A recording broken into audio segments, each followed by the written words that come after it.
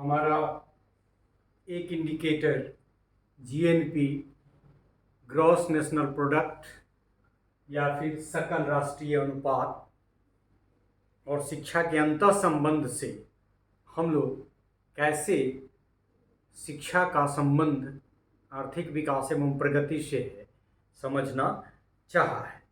So how education and gross national product is related. Education and GNP are associated in many ways. Increase in GNP is the first indicator between the linkage of education and economic growth. ये पहला indicator है कि GNP में वृद्धि हो शिक्षा और आर्थिक वृद्धि में। Other things remaining equal, education promotes growth in a positive manner. बाकी सारी चीज़ें एक जैसी हो यदि दो जगह, मान लो कि एक कंडीशन ये है, एक कंडीशन ये है जिसमें सब कुछ बराबर है सिवाय शिक्षा के, तो ऑब्वियस है कि जहाँ शिक्षा है वहाँ आर्थिक विकास और प्रगति या फिर उसका जीएनपी ज़्यादा तेजी से बढ़ेगा। As the income of a country rise, increasingly larger sum of money are spent on educational development. मतलब कोई राष्ट्र यदि बढ़ता है, उसका जीएनपी बढ़ता है, पैसा ज़्यादा है, तो पैसा कहाँ खर्च करता है? और जगह तो खर्च करता ही है, बाकी शिक्षा संस्थानों में भी खर्च करता है। और इसीलिए हमने कहा पिछले लेक्चर के माध्यम से कि कैसे स्वतंत्रता के समय क्या स्थिति थी और आज हम किस कंडीशन में हैं। This is being viewed to meet the man power requirement of all kinds and levels of the different sectors of economy. और फिर शिक्षा देकर, अच्छे संस्थान खोलकर, जो जीएनपी के फलस्वरूप होता है, मैन पावर रिक्वायरमेंट को हम लोग फुलफिल करने की कोशिश करते हैं, जो डिफरेंट काइंड्स का हो, डिफरेंट लेवल्स का हो। Researcher suggest that the indicators of educational development like literacy, enrollment ratio, etc. on the one hand and GNP or per capita income on the other are positively correlated. मतलब ये बताया कि literacy, enrolment ratio यदि आपका ज़्यादा है तो GNP ज़्यादा होगा और फिर पर कैपिटा इनकम आपका ज़्यादा होगा। तो शिक्षा का संबंध सीधे जीएनपी से जुड़ा हुआ है, पर कैपिटा इनकम के बढ़ने से जुड़ा हुआ है। ये रिसर्चर की फाइंडिंग है, रिसर्च फाइंडिंग्स। एक नाम है अंसारी, इंडियन नाम ही है अंसारी। ये भी एक तरह की रिसर्च फाइंडिंग्स ही है।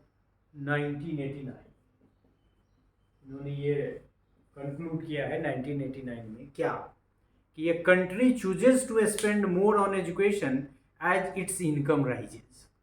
ये वर्ल्ड वाइड इनकी एक स्टडी है जो यह बताता है कि जैसे ही किसी राष्ट्र की आमदनी बढ़ती है तो शिक्षा में व्यय भी उस राष्ट्र का ज़्यादा होता है, वो शिक्षा की प्रगति में व्यय ज़्यादा करता है। Keeping in view the emerging socio economic trends in development and the future man power needs, a country plans ahead and makes adequate investment in educational development. वैसे भी आपने चाइनीज़ प्रोवर्ब है या और भी कई तरह की कहावत है, यदि आपको लॉन्ग टर्म प्लानिंग करनी है तो शिक्षा में इन्वेस्ट करिए।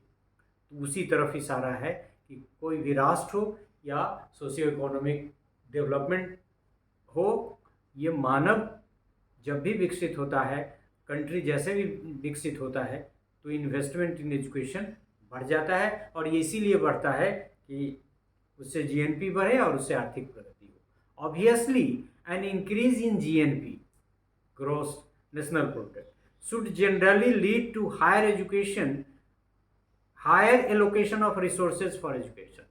मतलब ये एक तरह का, ये होता भी है, लेकिन ये भी कहा जा रहा है कि होना भी चाहिए कि जैसे ही आपका जीएनपी बढ़ता है आप एजुकेशन में इन्वेस्ट कीजिए और उस इन्वेस्टमेंट के फलस्वरूप जीएनपी को और आगे बढ़ाए, क्योंकि ये सब सिद्ध हो चुका है, ये सब रिसर्च फंडिंग से आ चुका है। The extent of expenditure from the GNP devoted to education system is considered an important indicator of the educational efforts made by a country।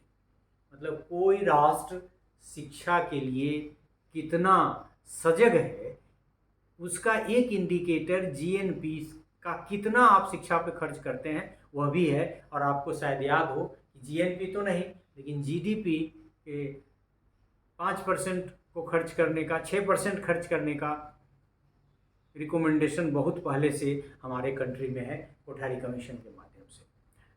और बहुत सारे राष्ट्र जो ज़्यादा करते हैं,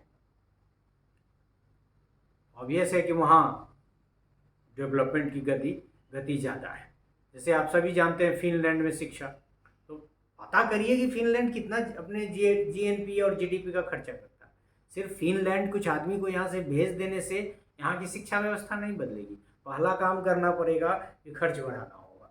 another equally important measures of educational efforts in the proportion of educational expenditure in the aggregate national budget. मतलब ये भी एक इंडिकेटर है कि आप जितनी आपकी आमदनी है उस आमदनी की तुलना में कितना एग्रीगेट नेशनल बजट एजुकेशन का आप रखते हैं। और आप देखते भी होंगे कि टोटल बजट का इतना परसेंट एजुकेशन पे, इसी ढंग से, लेकिन कुल आमदनी का कितना एजुकेशन पे, इस तरफ इशारा है। So we learn that there is a relationship between the growth in GNP. और ये सीधी बात है कि एक तो ये है कि यदि आप शिक्षा पे खर्च कर रहे हैं तो ये दिखाता है कि आपके जीएनपी में प्रोग्रेस हो रहा है। और यदि आप शिक्षा में इन्वेस्ट करते हैं तो फिर सब्सिक्वेंटली आपका जीएनपी बढ़ता चला जाता है। मतलब ये कि शिक्षा और आर्थिक विकास एवं प्रगति के संबंध में जीएनपी की भी अपनी एक भूमिका है। और GNP is also very much related to the education. एक तरह से कि एजुकेशन बढ़ेगा तो जीएनपी बढ़ेगा, और जब जीएनपी बढ़ेगा तो एजुकेशन में ज़्यादा इन्वेस्टमेंट होगा। ये एक प्रिंसिपल भी है और ये इम्प्लीमेंट करना भी जरूरी है, otherwise a country can not grow. So in this part we discussed that how education and GNP are related, कैसे शिक्षा एक सकल राष्ट्रीय उत्पाद से संबंधित है, और फिर अल्टीमेटली शिक्षा कैसे आर्थिक विकास एवं प्रगति में सहायक है। So thanks for the part.